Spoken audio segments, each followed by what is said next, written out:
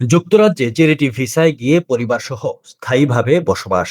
এখন অনেক ইউটিউব ভিডিওতে শেখানো হচ্ছে এই কৌশল। এই ভিসায় 1 বছরের জন্য স্বেচ্ছাসেবক হিসেবে কাজ করা যায়, কিন্তু ইউটিউবাররা দেখাচ্ছেন কিভাবে এই ভিসার মাধ্যমে ডিপেন্ডেন্টদের এনে তারা যে কোনো কাজে যুক্ত হতে পারে, যা পরবর্তীতে স্থায়ী বসবাসের পথ খুলে দেয়। 2023 সালে এই ভিসায় প্রায় 2800টি আবেদন হয়েছিল, যার মধ্যে 62% সফল হয়েছে। ডিপেন্ডেন্টদের জন্য ছিল আরো 3400 এর বেশি আবেদন, যাদের অনেকেই কাজের সুযোগ পেয়েছেন। অনেকেই বলছেন গির্জা বা ধর্মীয় সংস্থা সহজে স্পন্সর দেয়। মূল আবেদনকারী চাকরি করতে না পারলেও তার সঙ্গী যে কোনো জায়গায় ফুল টাইম কাজ করতে পারেন। এমনকি কিছু আইনজীবী টিকটকে শেখাচ্ছেন আশ্রয় চাইলে ধর্ম পরিবর্তনের মতো কারণ দেখাতে, যা প্রায়ই সফল হয়।